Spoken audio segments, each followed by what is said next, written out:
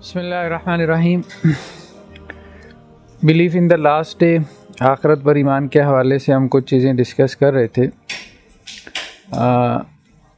ख़ास तौर पे अहादीस की रोशनी में लास्ट टाइम हमने डिस्कस किया था हश्र के अहवाल को, यानी क़यामत वाले दिन जब लोगों को उठाया जाएगा तो उस वक़्त की क्या अहवाल और क्या कैफ़ियत लोगों की होंगी या उस दिन की क्या अहवाल होंगे, उनको हमने डिस्कस किया था। तो आज हम इंशाल्लाह डिस्कस करेंगे जज़ा और सज़ा होने के बाद के जो अहवाल हैं, हिसाब किताब होने के बाद के जो अहवाल हैं, उनमें एक शफ़ाअत का मरहला भी है, यानी लोगों को जहन्नुम से निकालने का, और दूसरा ये कि जन्नत और जहन्नुम में दाखिल होने का, और ख़ुद जन्नत और जहन्नुम की जो सिफ़ात हमें मिलती हैं, यानी आखिरत की जो लाइफ है वो कैसी होगी। अगर जन्नत की ज़िंदगी है तो वो कैसी है, जहन्नुम की जो ज़िंदगी है, लाइफ है, तो वो कैसी है, लाइफ आफ्टर डेथ का जो कॉन्सेप्ट हमें हदीस में मिलता है वो क्या है। इंशाल्लाह से इससे नेक्स्ट लेक्चर में हम थोड़ा सा ये भी डिस्कस करेंगे कि मुख्तलिफ़ जो मेजर जो वर्ल्ड रिलीजन्स हैं उनमें क्या कॉन्सेप्ट है लाइफ आफ्टर डेथ का, लाइक हिंदुज़म में, बुद्ध मत में, और खैर क्रिश्चियनिटी और जूडाइज़म में तो यही जन्नत जहन्नुम का कॉन्सेप्ट है, क्योंकि वो सेमेटिक रिलीजन्स हैं। उनके यहाँ उनके और हमारे फंडामेंटल बिलीफ्स तकरीबन मिलते हैं, लेकिन यह है कि दूसरे जो मैन मेड रिलीजन्स हैं उनमें कॉन्सेप्ट्स लाइफ आफ्टर डेथ के मुख्तलिफ हैं। वो हम इंशाल्लाह से नेक्स्ट लेक्चर में डिस्कस कर लेंगे। आज हम कोशिश करेंगे कि इसको हम कंप्लीट कर लें कि इस्लाम में क्या कॉन्सेप्ट है हयात बादल ममात का। ठीक है, सही मुस्लिम की रवायत है एक, इसके मुताबिक मतलब कुछ प्रिंसिपल्स हैं ना जो हम डिराइव कर रहे हैं अहादीस से। उन प्रिंसिपल्स में से एक प्रिंसिपल ये है कि कोई नॉन मुस्लिम जो है वो जन्नत में दाखिल नहीं हो सकता, कोई गैर मुस्लिम जन्नत में दाखिल नहीं होगा, चाहे वो यहूदी हो, चाहे वो ईसाई हो, चाहे अपनी किताबों पर ईमान रखता हो, चाहे अपने नबियों को मानता हो। जो रसूलुल्लाह सल्लल्लाहु अलैहि वसल्लम की रिसालत पे ईमान नहीं लाएगा या कुरान मजीद को अल्लाह की किताब नहीं मानेगा, वो जन्नत में दाखिल नहीं होगा। हाँ, उसकी कुछ हसनात हो सकती हैं, नेकियां हो सकती हैं, उसके कुछ वर्चूज़ हो सकती हैं, लेकिन अल्लाह ताला उसकी वो जो वर्चूज़ हैं, जो गुड डीड्स हैं, उनका अल्लाह यहाँ पे दुनिया में ही उसको अजर दे देंगे, रिवार्ड दे देंगे। ये चीज़ हमें अहादीस से मिलती है। तो फरमाया इन्नल्लाह ला यज़लिमु मुमिनन हसना, अल्लाह सुब्हानहु व तआला किसी मोमिन की नेकी को कम नहीं करेंगे। युता बिहा फिद दुनिया व युज्ज़ा बिहा फिल आखिरा, तो मोमिन की नेकी जो है उसे दुनिया में भी उसका बदला मिलेगा और उस नेकी पे उसे आखिरत में भी मिलेगा। ये तो मोमिन के लिए। वअम्मल काफिर फयुतामु बिहसनाति मा आमिला बिहा लिल्लाहि फिद दुनिया, जहाँ तक काफिर का मामला है तो वो अपनी नेकियों के बदले में खाएगा, दुनिया में खाएगा, पिएगा, ऐश करेगा अपनी नेकियों के बदले में। जो नेकियां उसने की लिल्लाह, अल्लाह के लिए। काफिर भी बाज़ औक़ात अल्लाह के लिए नेकी करता है ना। क्रिश्चियनिटी में कॉन्सेप्ट है अल्लाह के रास्ते में ख़र्च करने का, यहूदियों में है उनकी अपनी किताबों की रोशनी में। तो चाहे उन्होंने अल्लाह के लिए नेकी की हो, लेकिन उसका रिवार्ड सिर्फ़ और सिर्फ दुनिया में। और दुनिया में क्या है कि अल्लाह ताला उनकी नेमतों में इजाफ़ा कर देंगे, उनके रिज़्क़ में इजाफ़ा कर देंगे, उनकी दुनिया को अच्छा कर देंगे। हत्ता इज़ा अफ़ज़ा इलल आखिरा, यहाँ तक कि जब आखिरत तक पहुँचेगा, लम तकुल लहु हसना युज्ज़ा बिहा, तो उसकी कोई नेकी बाकी नहीं रह जाएगी जिसका कोई बदला दिया जाए। सारी नेकियों का बदला उसे दुनिया में ही मिल चुका होगा। दूसरा जो एक अहम नुक्ता जिसकी तरफ रसूलुल्लाह सल्लल्लाहु अलैहि वसल्लम ने इशारा फरमाया वो ये है कि कोई भी शख्स जो है वो अपने नेक आमाल की वजह से, महज नेक आमाल की वजह से जन्नत में नहीं जाएगा। सही मुस्लिम की रवायत है लन युदखिला अहदन मिनकुम अमालुहुल जन्नह, तुम में से कोई शख्स ऐसा नहीं है जिसको उसका अमल जन्नत में ले जाए। यानी जन्नत अमाल का बदला नहीं है, अमाल का बदल नहीं है। ठीक है, अगरचे अल्लाह ताला ने मतलब हमें आनर देते हुए, मतलब रिस्पेक्ट करते हुए ये बात कही है कि जो तुम अमल करते हो उसके बदले में तुम्हें जन्नत मिलेगी। उदखुलुल जन्नत बिमा कुंतुम तामलून, जन्नत में दाखिल हो जाओ उन अमाल के बदले में जो तुम करते थे। लेकिन ये सिर्फ़ एक आनर देने का अंदाज़ है, वरना जन्नत हरगिज़ अमल का बदला नहीं है, क्योंकि अमल बहुत थोड़ा है और रिवार्ड बहुत बड़ा है। कोई निस्बत नहीं है उसमें, कोई रेशो जो है ना वो कोई उसकी निस्बत तनासब नहीं है। तो लई जी ہاں عمل کی سزا ملے گی، وہ تو دیکھیں نا، عمل کی سزا تو یہ ہے نا کہ ایک حدیث ہم نے پچھلی مرتبہ پڑھی تھی کہ جس نے جتنا گناہ کیا اتنی اس کو سزا ملے گی، اس کا اتنا گناہ لکھا جاتا ہے، نیکی کرتا ہے تو وہ 10 گنا لکھی جاتی ہے، بلکہ 700 گنا، بلکہ اس سے بھی بڑھا دی جاتی ہے۔ قالوا ولا انت، تو انہوں نے کہا اللہ کے رسول کہ آپ بھی جنت میں داخل نہیں ہوں گے اپنے عمل کی وجہ سے؟ تو اللہ کے رسول نے کیا کہا؟ ولا انا، میں بھی نہیں، الا ان یتغمدنی اللہ منہ بفضل ورحمہ، یہاں تک کہ اللہ کی رحمت اور اللہ کا فضل مجھے بھی ڈھانپ لے۔ ٹھیک ہے، تو مطلب کہنے کا مقصد یہ ہے کہ سب لوگ اللہ کی رحمت کی وجہ سے جنت میں داخل ہوں گے۔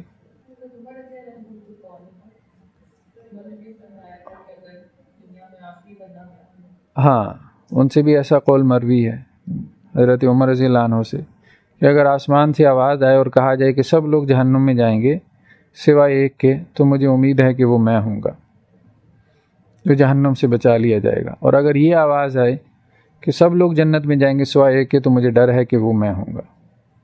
مطلب یہ خشیت کی ایک کیفیت ہے اور امید کی ایک کیفیت ہے۔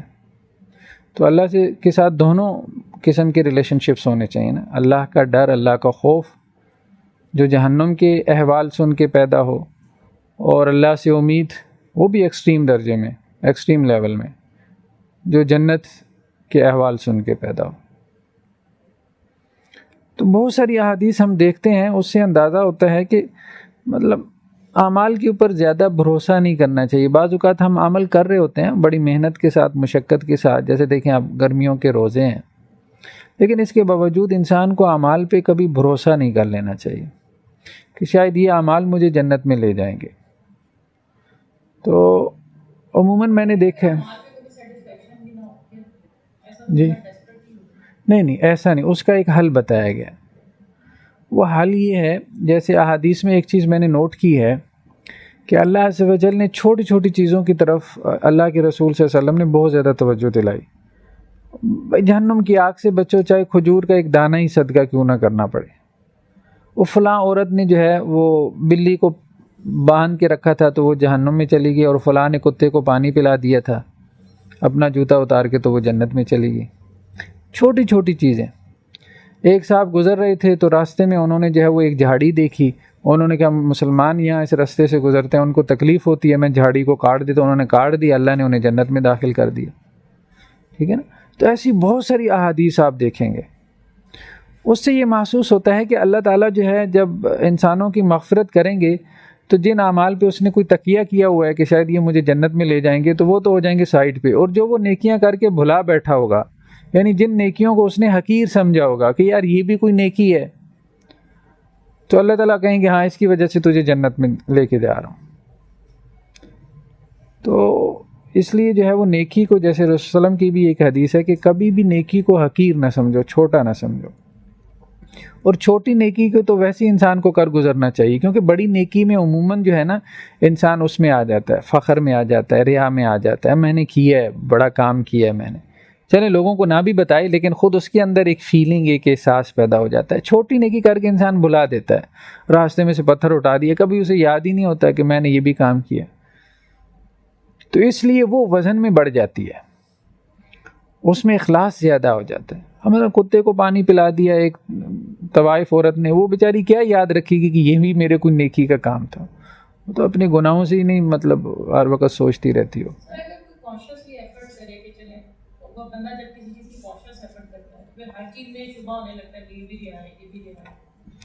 نہیں، ایک تو یہ ہے کہ ایک چیز کو شروع کرنے سے پہلے جو ہے وہ شیطان کا اگر وسوسہ ہے تو خیر اس کو تو انسان کو تھوڑا سیریس لینا چاہیے، لیکن ایک نیکی کا عمل آپ نے شروع کر دیا، اب اس کے بعد سے آپ کو ایک خیال آ رہا ہے تو وہ ریا نہیں ہے، وہ شیطان، ہاں اس نہیں، بعد میں پھر اس کو بالکل نظر انداز کر دیں، تو اس کو سیریس لینا بلکہ وہ خود ریا ہو سکتا ہے۔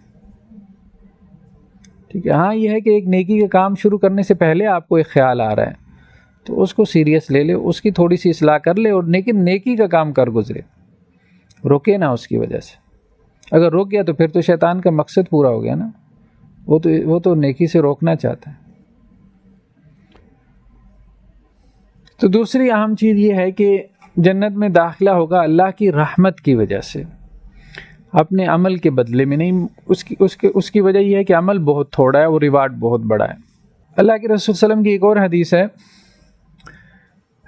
حضرت عبداللہ بن عمر کے پاس ایک صاحب آئے، کہنے لگے کہ آپ نے اللہ کے رسول سے نجوہ کے بارے میں کچھ سنا ہے، سرگوشی کے بارے میں؟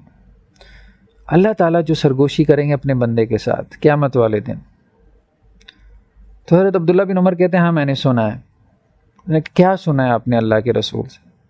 کہتے ہیں یدن المؤمن یوم القیامہ من ربہ عز وجل، مومن کو قیامت والے دن جو ہے وہ اللہ تعالیٰ اپنے قریب کریں گے، یا بندہ مومن کو اللہ کے قریب کیا جائے گا، فرشتے لے کے آ جائیں گے اللہ کے پاس، حتیٰ یضع علیہ کانفہ، یہاں تک کہ اللہ اس پہ اپنا بازو رکھیں گے۔ اب ہم اس کی کیفیت نہیں جانتے، اس سے کیا مراد ہے۔ آگے بھی کچھ روایات آ رہی ہیں اللہ کے حوالے سے کہ اللہ کو جو دیکھیں گے تو کس طرح سے دیکھیں گے، لیکن ہم اس کی کیفیت میں نہیں جا سکتے، لیکن یہ ہے کہ اتنا قرب اسے اللہ کا حاصل ہوگا۔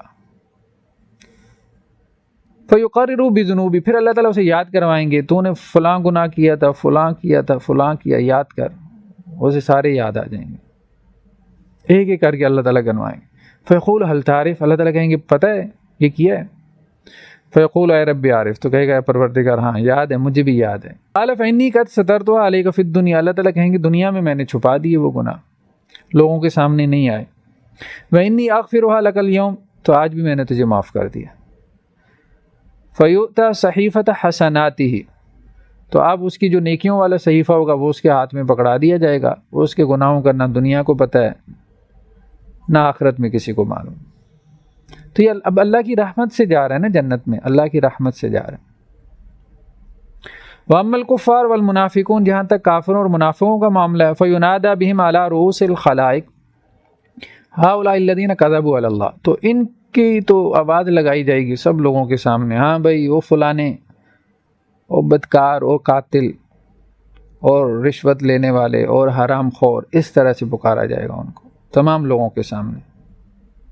وہ اللہ کی آیات کو جھٹلانے والے اور رسولوں کا انکار کرنے والے، وہ منافق۔ لیکن مومن کا معاملہ یہ نہیں ہوگا، اللہ تعالیٰ اس کے گناہوں کا پردہ رکھ لیں گے۔ اس کے بعد یہ ہے کہ جب حساب کتاب ہو جائے گا ایک مرتبہ، اہل جنت جنت میں چلے جائیں گے، جہنمی جہنم میں چلے جائیں گے، تو پھر ایک مرحلہ ہے شفاعت کا، جسے شفاعت صغریٰ کہا گیا۔ تو صحابہ نے ایک مرتبہ کہا اللہ کے رسول، قال اناس یا رسول اللہ هل نرى ربنا یوم القیامہ، کیا قیامت والے دن ہم اپنے رب کو دیکھ پائیں گے؟ تو اللہ کے رسول نے کہا هل تزارون فی الشمس لیس دونها، صحاب کیا تمہیں کبھی سورج نظر آتا ہے درمیان میں کوئی بادل بھی نہ ہو؟ تو کہنے لگے اللہ کے رسول کیوں نہیں؟ فرمایا هل تزارون فی القمر لیلۃ البدر لیس دونها، صحاب کیا کبھی 14ویں رات کا چاند دیکھا ہے درمیان میں بادل نہ ہو؟ کہنے اللہ کے رسول کیوں نہیں دیکھا؟ فرمایا فإنکم ترونہ یوم القیامہ کذالک، اللہ کو تم اسی طرح دیکھو گے، اسی طرح سے، درمیان میں کوئی حجاب نہیں ہوگا، کوئی پردہ، کوئی رکاوٹ نہیں ہوگی۔ تو یجمع اللہ الناس، اللہ تعالیٰ قیامت والے دن لوگوں کو جمع کرے گا، تو اللہ تعالیٰ کہے گا من کان یعبد شیئا فلیتبع، جو جس کی عبادت کرتا تھا اب وہ اس کے پیچھے لگ جائے۔ فیتبع من کان یعبد الشمس، کچھ لوگ سورج کی عبادت کرتے تھے وہ سورج کے پیچھے چل پڑیں گے اور سورج سمیت جہنم میں چلے جائیں گے۔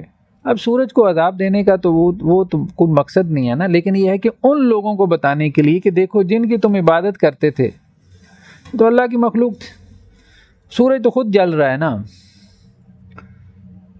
تو ان کو بھی اللہ نے جہنم میں ڈال دیا۔ وَيَتْبَعُ مَنْ كَانَ يَعْبُدُ الْقَمَرَ، اور جو لوگ چاند کی پرستش کرتے تھے وہ چاند کے پیچھے پیچھے چل پڑیں گے۔ وَيَتْبَعُ مَنْ كَانَ يَعْبُدُ الطَّوَاغِيتَ، اور جو اس کے علاوہ شیاطین کی پرستش کرتے تھے، جنہوں نے لوگوں میں سے، انسانوں میں سے کچھ کو بت بنا لیا تھا، ان کی پوجا شروع کر دی تھی، وہ ان کے پیچھے چل پڑیں گے۔ وَتَبْقَى هَذِهِ الْأُمَّةُ فِيهَا مُنَافِقُونَ، پھر یہ امت باقی رہ جائے گی اور اس میں کچھ منافق بھی ہوں گے۔ فَيَأْتِيهِمُ اللَّهُ فِي غَيْرِ الصُّورَةِ الَّتِي يَعْرِفُونَ، پھر اللہ تعالیٰ اس امت کے پاس آئے گا اور اللہ تعالیٰ اس صورت میں آئے گا کہ جس صورت کو یہ پہچانتے نہیں ہیں، جانتے نہیں ہیں، یعنی اللہ تعالیٰ نے جس صورت کا تعارف نہیں کروایا، اللہ نے اپنا تعارف کروایا نا قرآن میں، احادیث میں کروایا، تو اللہ تعالیٰ ایسی صورت میں ظہور پذیر ہوں گے جس صورت کو یہ جانتے نہیں ہوں گے کہ اللہ ایسا بھی ہو سکتا ہے۔ مطلب ہمارے ذہنوں میں یہ ہے نا اللہ تعالیٰ حسین و جمیل ہے، تو مطلب یہ کہ کوئی کسی ایسی صورت میں اللہ تعالیٰ ظاہر ہوں گے کہ جو جسے آپ حسین و جمیل نہ کہہ سکیں. فیقول، تو اللہ تعالیٰ ان کو کہیں گے انا ربکم، بھائی میں تمہارا رب ہوں. فیقول نعوذ باللہ منک، تو وہ کہیں گے ہم اللہ کی پناہ مانگتے ہیں، مطلب تو ہمارا رب نہیں ہے. ھذا مکاننا حتی یأتینا ربنا، ہم یہاں کھڑے ہیں جب تک ہمارا رب آ کے ہم کلام نہیں ہوتا. فاذا اتانا ربنا عرفنا، جب ہمارا رب ہمارے پاس آئے گا ہم اس کو پہچان لیں گے. فیاتیہم اللہ فی الصورۃ التی یعرفون، پھر اللہ تعالیٰ ان کے پاس اس صورت میں آئے گا جس کو وہ پہچانتے ہوں گے. فیقول انا ربکم، تو اللہ تعالیٰ کہیں گے میں تمہارا رب ہوں. فیقولون انت ربنا، تو وہ کہیں گے ہاں آپ ہمارے رب ہیں. تو گویا اللہ تعالیٰ کو دیکھیں گے، اور اس دیکھنے میں بھی امتحان ہوگا ان کا. وَيُضْرَبْ جِسْرُ جہنم، پھر اس کے بعد جہنم کے اوپر ایک پل بچھایا جائے گا جس کا ذکر پچھلی مرتبہ بھی آیا تھا، جیسے ہم نے کہا تھا پل صراط ہے. قال رسول اللہ صلی اللہ علیہ وسلم فَأَكُونُ أَوَّلُ مَن يُجِيزُ، تو اللہ کے رسول نے کہا میں پہلا ہوں گا جو اس کو پار کروں گا. وَدُعَاءُ الرُّسُلِ يَوْمَئِذٍ اللہم سلم سلم، اور تمام رسول یہ دعا کرنے میں لگے ہوں گے اللہ سلامتی ہو یا اللہ سلامتی ہو. وَبِهِ كَلَابِيبُ مِثْلُ شَوْكِ السَّعْدَانِ، اور اس پل میں آنکڑے ہوں گے جیسا کہ سعدان ایک جھاڑی تھی عربوں کے ہاں، جیسے سعدان جھاڑی کے کانٹے ہیں، ان کانٹوں کی طرح اس کے آنکڑے ہوں گے. ہمارا ہی تم شوق السعدان، کیا تم نے سعدان جھاڑی کے کانٹے نہیں دیکھے؟ قالوا بلا یا رسول اللہ، کیوں نہیں اللہ کے رسول؟ فرمایا وہ آنکڑے اسی طرح کے ہوں گے، لیکن یہ ہے کہ وہ کتنے بڑے ہوں گے یہ اللہ کے علاوہ کوئی نہیں جانتا. فتخطف الناس باعمالہم، تو وہ آنکڑے جو جہنم کے اوپر پل صراط پہ ہوں گے تو وہ لوگوں کو اچک لیا کریں گے ان کے اعمال کی وجہ سے. منہم الموبق بعملہ، کچھ تو ہلاک ہو جائیں گے اس کی وجہ سے، جہنم میں پھینک دیے جائیں گے. ومنہم المخردل، اور کچھ زخمی ہو جائیں گے، لیکن یہ ہے کہ ثم ینجو، پل پار کر لیں گے، اس زخمی حالت میں پل پار کر جائیں گے، جنت میں داخل ہو جائیں گے. حتیٰ اذا فرغ اللہ من القضاء بین عبادی، یہاں تک کہ اللہ تعالیٰ جب فیصلے سے فارغ ہو جائے گا، جنتی جنت میں چلے گئے، جہنمی جہنم میں چلے گئے. واراد ان یخرج من النار من اراد ان یخرج، پھر اللہ تعالیٰ ارادہ کریں گے کہ آپ کچھ لوگوں کو جہنم سے نکالیں. ممن کان یشہد اللہ الہ الا اللہ، لیکن شرط یہ ہے کہ انہوں نے کلمہ پڑھا ہو. امر الملائکہ ان یخرجہم، تو اللہ تعالیٰ سب سے پہلے فرشتوں کو حکم دیں گے کہ بھائی کلمے والوں کو نکالو جہنم سے. فیعرفون بعلامت آثار السجود، تو کچھ لوگ ایسے ہوں گے جنہوں نے دنیا میں کچھ سجدے کیے، کوئی نمازیں پڑھی، تو فرشتے وہ ان کو ان کے سجدے کی جو علامتیں ہوں گی، یعنی ان کی پیشانی سے ظاہر ہوگا کہ یہ وہ جہنمی ہے جس نے دنیا میں سجدہ کیا، تو فرشتے ان علامتوں سے پہچان کے ان کو جہنم سے نکالیں گے، سجدہ کرنے والوں کو. وحرم اللہ علی النار ان تاکل من ابن آدم اثر السجود، اور اللہ نے حرام کر دیا ہے جہنم پہ کہ وہ کسی بھی آدم کے بیٹے کے سجدے کے نشان کو کھا جائے. ایسا نہیں ہوگا، سجدے کے نشان پہ آگ اثر نہیں کرے گی. جن جن چیزوں کے اوپر جن جن اعضاء پہ انسان سجدہ کرتا ہے ان کو جہنم نہیں کھائے گی، چاہے وہ جہنم میں چلا جائے، ان کو عذاب نہیں دیا جائے گا. فیخرجونہم قدم توحیشو، تو فرشتے کیا کریں گے؟ ان لوگوں کو نکالیں گے جہنم سے اس حال میں کہ وہ سڑ کے کوئلہ ہو چکے ہوں گے.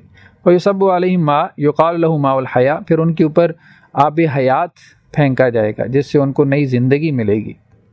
فینبتون نبات الحب فی حمیل السیل، تو وہ ایسے اگیں گے جیسے کوئی دانہ جو ہے وہ پانی کے اندر اگاتا ہے پودے کی صورت میں، تو ایسے وہ بھلے چنگے ہو جائیں گے. وَيَبْقَى رَجُلٌ مِّنْهُمْ مُقْبِلٌ بِوَجْهِهِ عَلَى النَّارِ، تو اس طرح سے فرشتے نکالتے رہیں گے، پھر ایک آخری آدمی جو ہے وہ باقی رہ جائے گا جہنم کے اندر، اس کو بھی جہنم سے نکال لیا جائے گا. لیکن جب اس کو جہنم سے نکالا جائے گا تو اس کا چہرہ جو ہے وہ جہنم کی طرف ہوگا. اب اس کے پاس کچھ ہے نہیں کہ اس کو جنت میں داخل کیا جائے. یہ اب آگے آ رہا ہے کہ کن کن بنیادوں پہ نکالا جائے گا، وہ اگلی روایت میں ہے.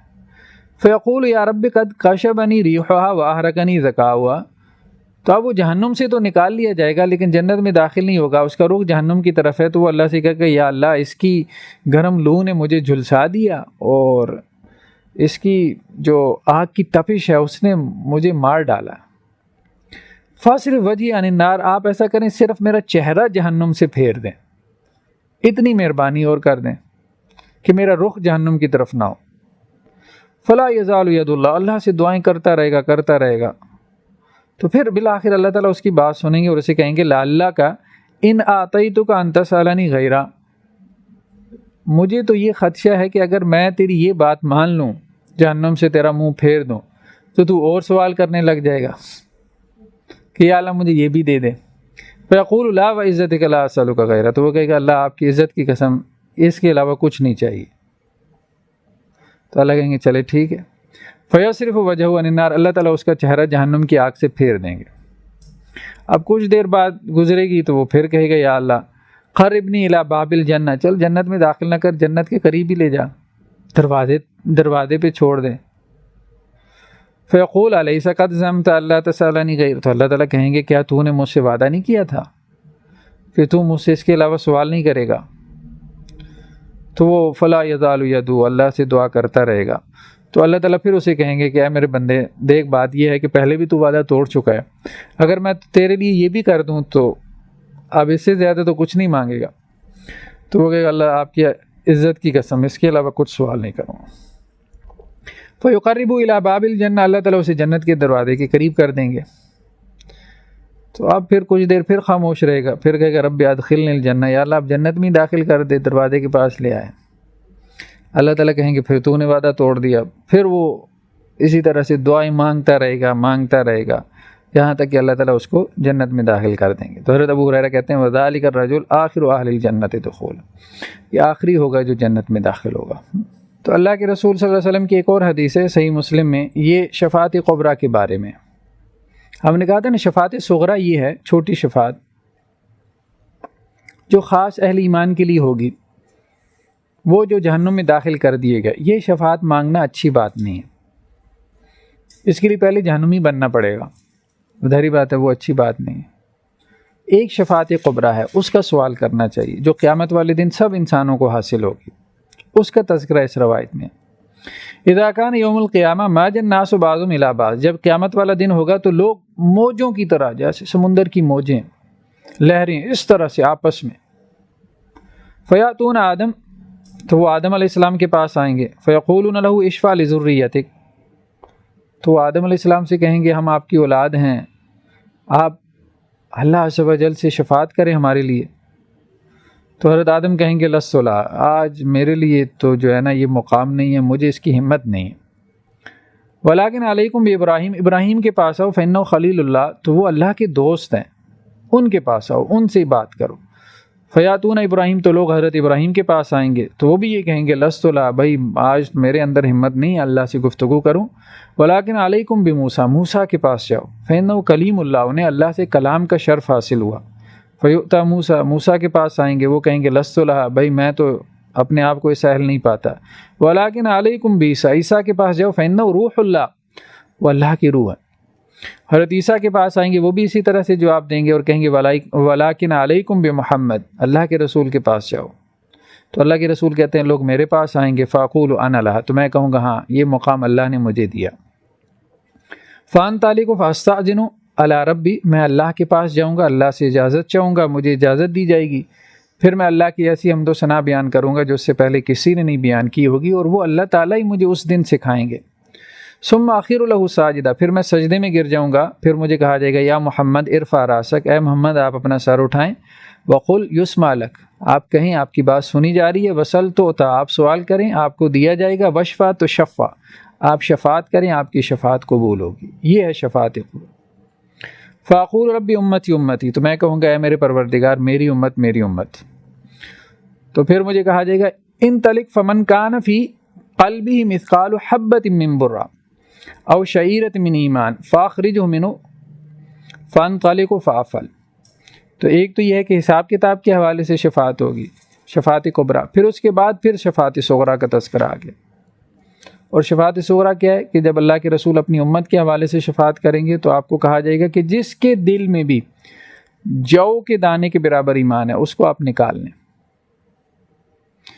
پھر اللہ کے رسول کہتے ہیں پھر میں اللہ کی حمد و ثنا کروں گا، پھر سجدے میں گر جاؤں گا، پھر مجھے کہا جائے گا کہ آپ شفاعت کریں آپ کی شفاعت قبول ہوگی، پھر میں کہوں گا میری امت میری امت. پھر مجھے کہا جائے گا کہ جس کے دل میں فمن کان فی قلبہ مثقال حبۃ من خردل من ایمان، رائی کے دانے کے برابر ایمان ہے، اس کو نکال لیں. یعنی جو کا دانہ بڑا ہوتا ہے، رائی کا دانہ چھوٹا ہوتا ہے. پھر تیسری مرتبہ اللہ کے رسول شفاعت کریں گے تو پھر کہا جائے گا فمن کان فی قلبہ ادنا ادنا ادنا من مثقال حبۃ من خردل، رائی کے دانے کے چھوٹے سے چھوٹے ذرے کے برابر بھی اگر ایمان ہے تو اس کو بھی آپ جہنم سے نکال لیں. تو اللہ کے رسول جو ہے وہ اس کو بھی نکال لیں گے. پھر اللہ کے رسول چوتھی مرتبہ سجدے میں گریں گے اور اللہ سے کہیں گے یا اللہ میری امت میری امت. تو اللہ تعالیٰ کہیں گے اللہ کے رسول اب اللہ کی شفاعت کا معاملہ ہے.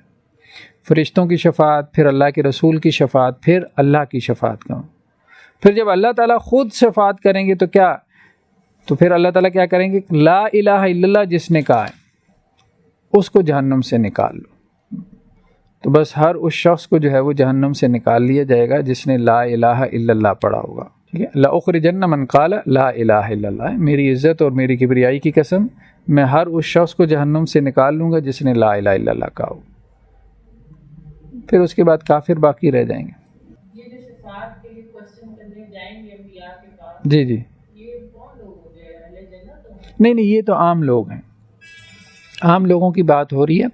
پہلے جو انبیاء کے پاس جائیں گے تو یہ جس شفاعت کی بات کر رہے ہیں وہ یہ کہ حساب کتاب شروع کیا جائے تاکہ جنتی جنت میں جائیں سکھ پائیں، جہنمی جہنم میں جائیں اپنے اعمال کی جزا پائیں. تو چونکہ وہ ظاہری بات ہے حساب کا دن بہت لمبا ہو جائے گا نا، قرآن میں ہے کہ 50,000 سال کے برابر ہو جائے گا. تو اب اس دن کی خود ایک تکلیف ہے. اب جس نے جنت میں جانا ہے وہ اس 50,000 سال کی تکلیف کیوں برداشت کرے؟ ٹھیک ہے، تو اس لیے لوگ جائیں گے انبیاء کے پاس کہ کم از کم حساب کتاب تو شروع ہو. تو اس کو شفاعت کبریٰ کہا گیا کہ وہ رسول اللہ صلی اللہ علیہ وسلم کی دعا سے، آپ کے مانگنے سے حساب کتاب کا آغاز ہو جائے گا. یہ شفاعت کبریٰ. پھر شفاعت صغریٰ ہوگی کہ جہنم میں جب داخل ہو جائیں گے تو پھر جہنم سے لوگوں کو نکالا جائے گا. ڈگریز آف پیراڈائز، لیولز، جنت کے درجات ہیں. سب لوگ جنت میں ایک مقام پہ نہیں ہوں گے، ایک مرتبے پہ نہیں ہوں گے، اپنے اپنے اعمال کے اعتبار سے اوپر تلے ہوں گے. جیسے کہ بعض روایات میں ہے کہ 100 درجات ہیں جنت کے. تو یہ صحیح مسلم کی روایت ہے. ان اہل الجنت لیتراءون اہل الغرف من فوقہم کما تتراءون الکوكب الدری الغابر من الافق من المشرق والمغرب. اہل جنت جو ہے وہ اپنے سے اونچے مقام والوں کو ایسے دیکھیں گے جیسے تم ستاروں کو دیکھتے ہو. زمین پر سے جیسے ستارہ تمہیں نظر آتا ہے ایسے تمہیں اوپر والی منزلیں نظر آئیں گی، یعنی نیچے والوں کو اوپر والی منزلیں نظر آئیں گی. قالوا یا رسول اللہ، تو صحابہ نے کہا اللہ کے رسول تلک منازل الانبیاء، اتنی اونچی منزلیں تو پھر انبیاء کی ہو سکتی ہیں. تو اللہ کے رسول نے کہا بلا کیوں نہیں، والذی نفسی بیدی رجال آمنوا باللہ وصدقوا المرسلین. صرف انبیاء نہیں ہوں گے بلکہ جو لوگ اللہ پہ ایمان لائے اور جنہوں نے رسولوں کی تصدیق کی وہ ان کو بھی ایسی منزلیں ملیں گی.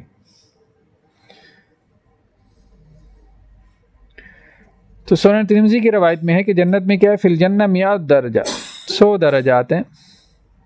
ما بین کل درجتین کما بین السماء والارض، 2 درجات کے درمیان اتنا فاصلہ ہے، ڈسٹنس ہے جتنا زمین اور آسمان کے درمیان. والفردوس اعلیٰ درجہ، سب سے اوپر والا درجہ اس کو جنت الفردوس کہتے ہیں. ومنہا تفجر انہار الجنہ، اور اسی سے جنت کی 4 نہریں نکلتی ہیں، 4 دریا نکلتے ہیں. ومن فوقہا یکون العرش،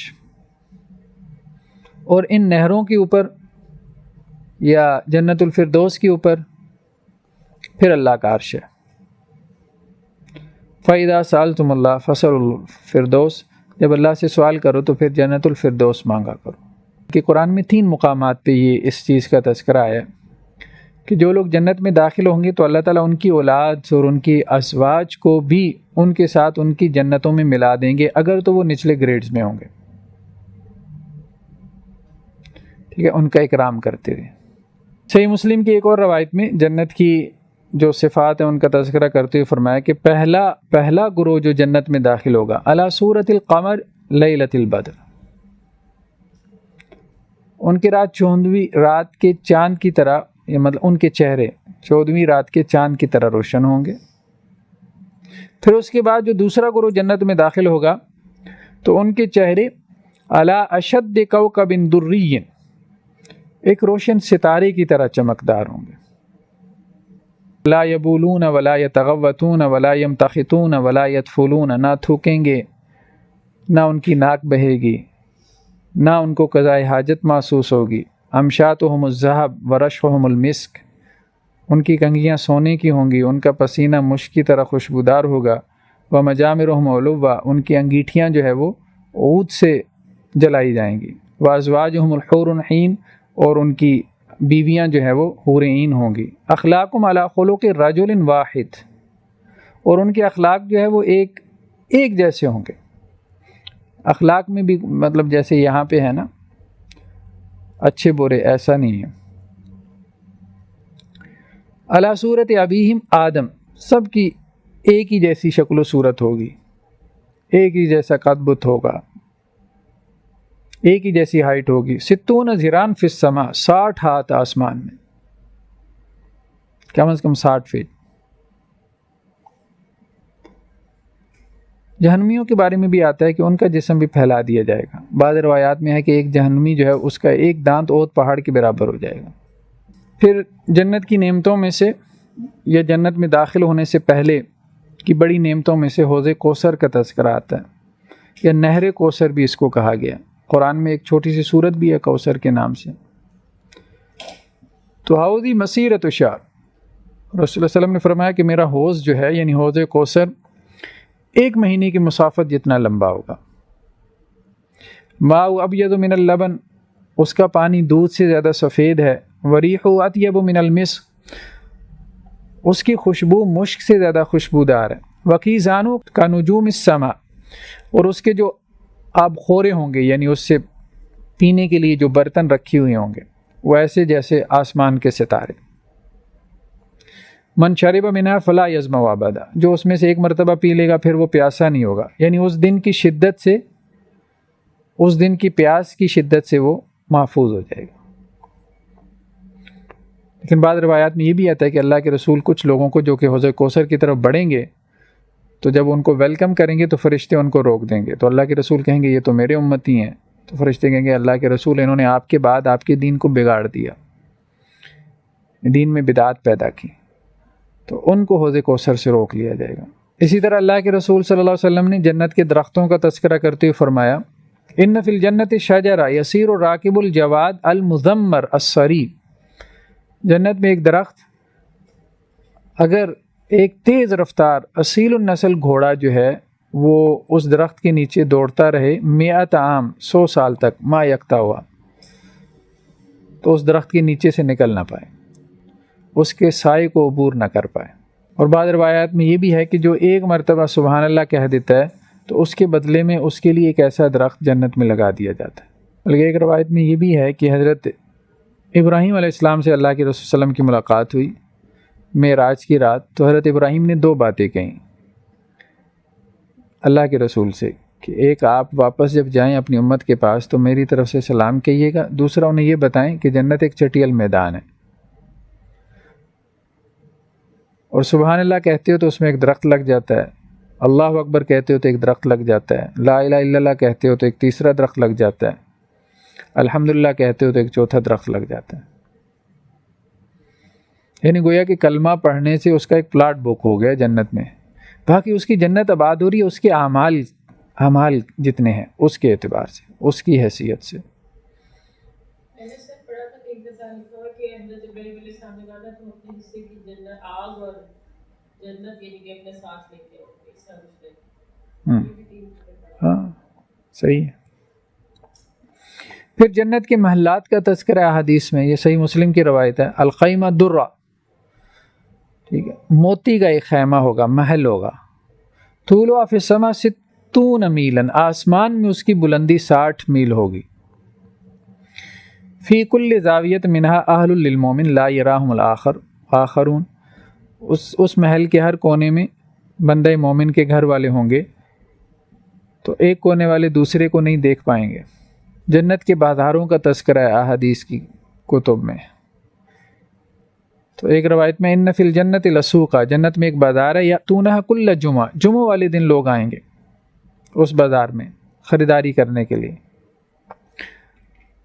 فتحب الریح الشمال، اللہ نے بہت کچھ دیا رکھا ہوگا لیکن کچھ ایکٹیویٹی تو ہوگی نا. انسان ایکٹیویٹی کے بغیر تو نہیں رہ سکتا. یہاں تک بعض روایات میں یہ بھی ہے کہ ایک بندہ مومن خواہش کرے گا کہ اس کی اولاد بھی ہوگی. یہ بھی ایک صحیح روایت میں. فتحب الریح الشمال، تو شمال سے ایک تیز ہوا چلے گی. فتحسو فی وجوہ و ثیاب، جو ان کے چہرے اور ان کے کپڑوں کو پکڑے گی، ان کے اوپر پڑے گی. فیزدادون حسنا و جمالا، تو ان کے حسن و جمال میں اضافہ ہو جائے گا اس ہوا کی وجہ سے. فیرجعون الی اہلہم، اب وہ اپنے گھر والوں کی طرف لوٹیں گے، واپس جائیں گے. وقد ازدادوا حسنا و جمالا، تو اور ان کا حسن و جمال پہلے سے بہت بڑھ چکا ہوگا. تو جنت میں کوئی بھی نعمت، ایک تو نعمت کو زوال نہیں ہے، دوسری اہم بات یہ ہے کہ جنت میں نعمت بڑھتی جائے گی، دا پیسج آف ٹائم بڑھتی جائے گی. یعنی انسان کا حسن و جمال گویا کہ بڑھتا ہی چلا جائے گا، رکے گا بھی نہیں، اضافہ ہوتا چلا جائے گا. تو جب وہ گھر والوں کے پاس جائیں گے تو ان کے گھر والے کہیں گے واللہ لقد ازددتم بعدنا حسنا و جمالا، اللہ کی قسم تم تو پہلے سے زیادہ حسین و جمیل ہو کر گھر آئے ہو. تو وہ اپنے گھر والوں کو جواب میں کہیں گے واللہ لقد ازددتم بعدنا حسنا و جمالا، ہم نے بھی جیسے تمہیں چھوڑا تھا ویسے تم نہیں، یعنی تمہارا حسن و جمال بھی بڑھ گیا. اسی طرح جنت کی عورتوں کا بھی تذکرہ ہے، ان کی صفات کا بھی تذکرہ ہے. اللہ کے وسلم کی ایک حدیث ہے کہ غدوۃ فی سبیل اللہ او روحۃ خیر من الدنیا وما فیہا، اللہ کے راستے میں ایک صبح ایک شام لگا لینا یہ دنیا اور مافیہ سے بہتر ہے. اللہ کے راستے میں مطلب جہاد فی سبیل اللہ کی بات ہو رہی ہے، لوگوں کو اس کے لیے موٹیویٹ کیا جا رہا ہے. وَلَقَابُ قَوْسِ أَحَدِكُمْ أَوْ مَوْضِعُ قَدَمٍ مِّنَ الْجَنَّةِ، اگر کسی کو جنت میں ایک قدم جگہ مل جائے، اب ایک قدم کیا ہوتی ہے، یا ایک کمان کے برابر جگہ مل جائے، خیر من الدنیا وما فیہا، دوسری طرف ساری دنیا رکھ دو تو اس کے برابر نہیں ہو سکتے. وَلَوْ أَنَّ امْرَأَةً مِّن نِّسَاءِ أَهْلِ الْجَنَّةِ اطَّلَعَتْ إِلَى الْأَرْضِ لَأَضَاءَتْ مَا بَيْنَهُمَا، اگر اہل جنت میں سے کوئی عورت زمین والوں کی طرف جھانک لے تو زمین اور آسمان کے درمیان کا خلا روشن ہو جائے. وَلَا مَلَأَتْ مَا بَيْنَهُمَا رِيحًا، اور زمین اور آسمان کے درمیان جو ہے وہ خوشبو سے بھر جائے. وَلَا نَصِيفُهَا خیر من الدنیا و مافیہ، اور اس کے جو دوپٹے کا پلو ہوگا وہ دنیا اور مافیہ سے بہتر ہوگا. اللہ کو دیکھنے کا تذکرہ پہلے بھی گزرا ہے، لیکن بعض روایات میں تفصیل سے اس کا ذکر کچھ اور تفصیل کے ساتھ آیا ہے کہ جب جنتی جنت میں داخل ہو جائیں گے تو ایک پکارنے والا پکارے گا ان لکم عند اللہ موعدہ، دیکھو اللہ نے تم سے ایک وعدہ کیا تھا. تو وہ جواب میں کہیں گے الم یبیض وجوہنا، اللہ نے ہمارے چہرے روشن کر دیے، جنت میں داخل کر دیا، اتنی نعمتیں دے دیں، اب کون سا وعدہ باقی رہ گیا جو اللہ نے پورا کرنا ہے. قالوا بلا، تو وہ کہیں گے کیوں نہیں. فیکشف الحجاب، ایک وعدہ رہتا ہے اور حجاب درمیان میں سے ہٹا لیا جائے گا. قال فواللہ ما آتاہم شیئا احب الیہم من النظر الی، تو اللہ کے وسلم نے کہا اللہ کی قسم اللہ کی طرف دیکھنے سے زیادہ کوئی چیز ان کے لیے محبوب نہیں ہوگی. جنتی کی نعمتوں میں سے سب سے بڑی نعمت ان کے لیے اللہ کو دیکھنا ہوگا. اس کے علاوہ جہنم کا جب تذکرہ ہے تو جہنم کے بھی گریڈز کا ذکر ہے، اس کی بھی لیولز ہیں، یعنی سب ایک جگہ جہنم میں نہیں ہوں گے. جیسے قرآن نے کہا ان المنافقین فی الدرک الاسفل من النار، منافق جو ہیں وہ جہنم کے سب سے نچلے درجے میں ہوں گے. تو مطلب یہ کہ اس میں درجات ہیں. اسی طرح صحیح بخاری کی ایک روایت ہے ان احول اہل النار عذابا یوم القیامہ لرجل، سب سے کم تر عذاب جس شخص کو دیا جائے گا قیامت والے دن وہ شخص ہوگا توضع فی احمس قدمیہ جمرہ یغلی منہا دماغو، کہ جس کے پاؤں کے نیچے انگارہ رکھا جائے گا اور اس سے اس کا دماغ کھولے گا. یعنی صرف اس کے پاؤں کو عذاب ہوگا، باقی جسم کو نہیں ہوگا، صرف پاؤں کو عذاب ہوگا. تو یہ اعمال کے حساب سے مطلب جیسا کہ پہلے بھی گزرا، کچھ لوگوں کے جو کہ سجدہ کرتے تھے ان کے سجدے کے اعضاء نہیں جلیں گے. تو یہ کم ترین سزا ہے جو جہنم میں دی جائے گی۔ اسی طرح اللہ کے رسول صلی اللہ علیہ وسلم کی ایک اور حدیث ہے، فرمایا ان الصخرۃ العظیمۃ لتلقى من شفیر جہنم فتحوی فیہا 70 عاما، کہ جہنم کے اوپر سے اگر تم ایک بڑا پتھر جہنم کی تہہ میں پھینکو تو وہ 70 سال اس میں گرتا رہے گا، وما تفضی الی قرارها، لیکن اس کی تہہ تک نہیں پہنچے گا۔ تو یہ اس کے درجات کا تذکرہ ہے، اس کے لیول کا ذکر ہے۔ اس طرح بعض روایات میں جہنم کی آگ کا ذکر ہے، نارکم ہذہ التی یوقد بنو آدم جزء واحد من 70 جزء من حر جہنم۔ آپ نے صحابہ سے کہا کہ یہ آگ جو تم جلاتے ہو، جہنم کی آگ اس سے 70 گنا زیادہ ہے، یعنی اپنی شدت کے اعتبار سے، اپنی ہیٹ کے اعتبار سے، گرمی کے اعتبار سے۔ قالوا اللہ ان کانت لکافیہ یا رسول، کہنے لگے اللہ کے رسول یہی اتنی زیادہ ہے، یہ جو دنیا والی ہے یہی نہیں چھوڑتی، تو آپ کہہ رہے ہیں 70 گنا زیادہ ہے۔ تو بہرحال یہ کچھ روایات تھیں، اور روایات تو بہت زیادہ ہیں، احادیث کی کتابوں میں ہم دیکھ سکتے ہیں ابواب الجنہ یا باب صفت الجنہ یا باب صفت النار، اس عنوان کے تحت، اس ٹائٹل کے تحت بہت سارے محدثین جو ہے وہ کچھ چیپٹرز لے کے آتے ہیں اپنی کتابوں میں، کہ جس میں جہنم کی صفات بیان کی جاتی ہیں، اہل جہنم کی صفات بیان کی جاتی ہیں، یا وہ اعمال جو جہنم میں لے جانے کا سبب بنتے ہیں ان کا تذکرہ ہوتا ہے۔ پھر اسی طرح وہ اعمال جو جنت میں لے کے جانے کا سبب بنتے ہیں ان کا تذکرہ ہوتا ہے جنت کے چیپٹر کے اندر۔ تو جنتیوں کے احوال کا بیان ہوتا ہے، اسی طرح جہنمیوں کے احوال کا بیان ہوتا ہے جہنم کے باب کے تحت۔ تو یہ ایک مطلب اوورآل ایک کانسیپٹ ہے کہ ہمارے یہاں لائف آفٹر ڈیتھ کا، کہ اس کے بعد کی زندگی کیسی زندگی ہے، ایک ایٹرنل لائف ہے، دائمی زندگی ہے، اس میں آپشنز دو ہی ہیں، یا جنت والا یا جہنم والا ہے۔ ایک سوال ہمارے ہاں مطلب کچھ سوال انٹلیکچوئل لیول پہ پیدا ہوئی ہے جنت جہنم کے حوالے سے، تو کچھ اہل علم نے ان کو ایڈریس کیا۔ ایک سوال جو کچھ لوگوں کو پیدا ہوا، بہرحال وہ کسی حد تک جو ہے وہ انسان کو بعض اوقات سوچنے سمجھنے والے انسان کو کھٹکتا ہے۔ یہ بات تو سمجھ میں آتی ہے کہ ایک آدمی نے نیکیاں کی تو اس کی ایٹرنل لائف اس کو آپ نے جنت میں داخل کر دیا، لیکن یہ بات کہ ایک آدمی نے 60 سال کی زندگی میں اللہ کی نافرمانی کی اور اللہ تعالیٰ اس کو جہنم میں ابداً ابدا ہمیشہ ہمیشہ کے لیے، تو یہ کیا اللہ کے عادل ہونے کے منافی نہیں ہے، یا اللہ کے رحمان اور رحیم ہونے کے منافی نہیں؟ ٹھیک ہے، اللہ اس کو سزا دے، اتنی دے دے جتنا عرصہ اس نے اللہ کی معصیت میں گزارا، یا اللہ تعالیٰ چلیں اس کو ختم کر دے۔ لیکن ہم کیسے اس چیز کا احاطہ کر سکتے ہیں؟ ہمیں کیا پتہ آخری زندگی میں کہ وہ بھی جو چھوٹا عمل کر رہا ہے اس کے ریپرکشنز کتنے بڑے؟ یہ تو اللہ میں ہی جانتے ہیں نا کہ ان کا عدل، ہم کیسے یہ بات کر سکتے ہیں کہ عدل کے منافی؟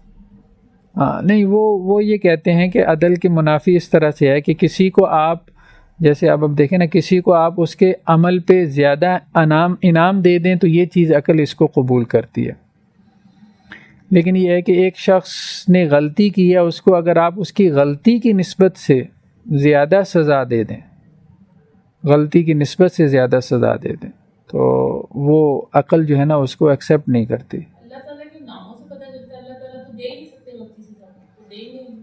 تو ایک دفعہ مدرسے میں ہمارے ایک استاد تھے، وہ ایک کتاب پڑھ رہے تھے، وہ امام ابن قیم کی کتاب ہے، اس کا نام ہے شفاء العلیل۔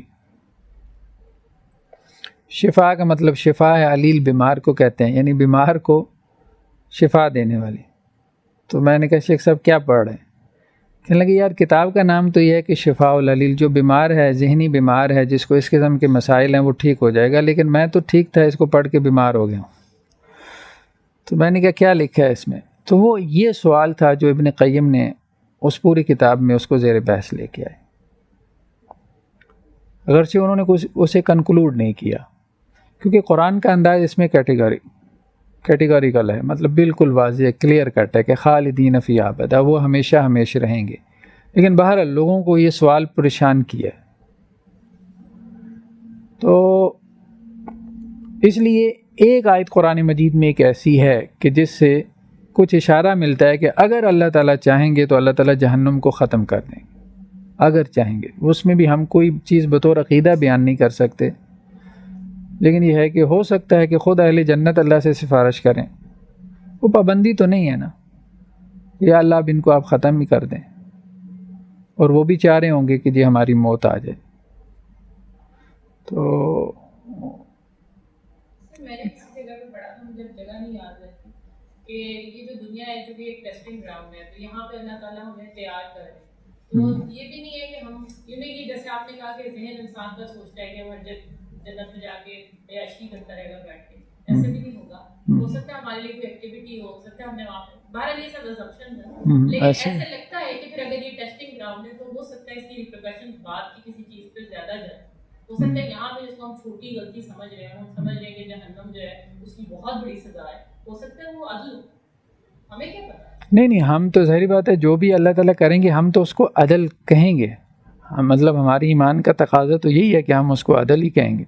اللہ تعالیٰ اگر ان کو ہمیشہ ہمیشہ جہنم میں رکھیں گے تو ہم یہی کہیں گے کہ یہی عدل ہے۔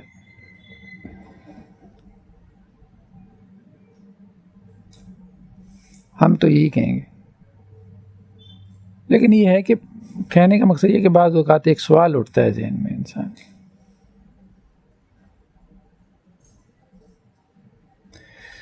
چلیں جی، پھر نیکسٹ ٹائم ہم انشاءاللہ ڈسکس کریں گے کہ لائف آفٹر ڈیتھ کا جو کانسیپٹ ہے مختلف مذاہب کے اندر وہ کیا ہے۔ ہندوؤں کے ہاں مطلب آواگان کا عقیدہ ہے، 7 جنم کا کانسیپٹ ہے کہ 7 مرتبہ انسان پیدا ہوتا ہے۔ اسی طرح کنفیوشنزم میں کچھ کانسیپٹس ہیں، کچھ اور دنیا کے مذاہب میں ہیں۔ یہ دیکھیں نا، یہ آیت ہے فَأَمَّا الَّذِينَ شَقُوا فَفِي النَّارِ، بس جو لوگ تو بدبخت ہیں وہ آگ میں ہوں گے، لَهُمْ فِيهَا زَفِيرٌ وَشَهِيقٌ، اس میں وہ چیخیں گے، چلائیں گے، چنگھاڑیں گے، خالدین فیہا، وہ اس میں رہیں گے، ہمیشہ رہیں گے، ما دامت السماوات والارض، جب تک زمین اور آسمان قائم رہیں۔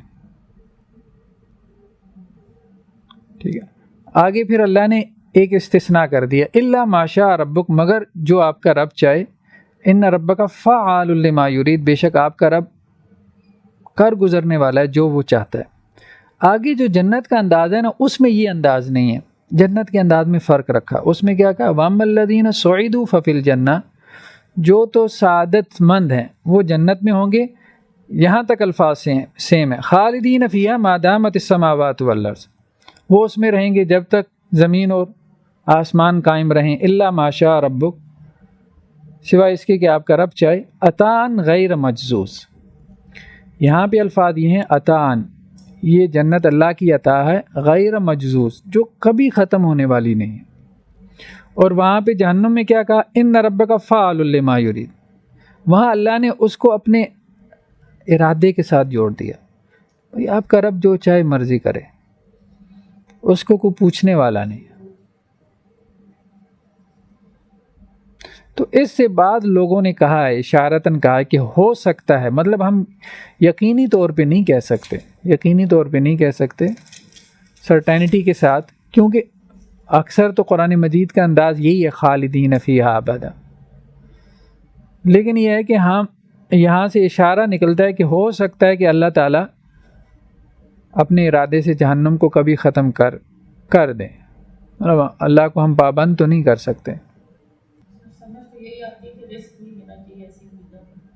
نہیں، وہ تو ظاہری بات ہے، جو جہنم میں 1 منٹ کے لیے چلا گیا، مطلب یہ بھی کوئی ختم تھوڑی ہو جائے گی، اگلے دن ختم ہو جائے گی، یہ تو نہیں ہے نا، یہ ایسا تو نہیں ہے، مطلب جو 1 منٹ کے لیے چلا گیا وہ ظاہری بات ہے اس کے لیے تو وہ ہم نے حدیث نہیں پڑھی کہ جس کو ایک غوطہ اللہ تعالیٰ دیں گے جہنم کے اندر، اور اس سے پوچھیں گے وہ شخص جس کی مطلب دنیا میں سب سے زیادہ جو نعمتوں کے اندر پلا بڑا ہوگا، کہ کبھی تم نے کوئی نعمت دیکھی ہوگی، مجھے پتہ ہی نہیں نعمت کس بلا کا نام ہے، صرف ایک غوطے سے اس کی یہ کیفیت ہے۔ تو کہنے کا مقصد یہ ہے کہ وہ اتنی سی سزا، اتنے لمحے کے لیے سزا، وہ بہت بڑی سزا ہے۔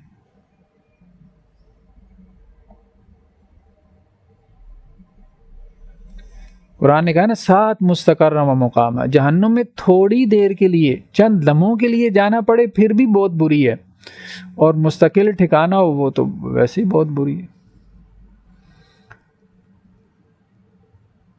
کیونکہ تھوڑی دیر کے لیے بھی جو جائے گا جہنم اسے اپنا سب کچھ بتا تو دے گی، دکھا تو دے گی۔ چلیں جی اتنا کافی ہے جی آج کے لیے۔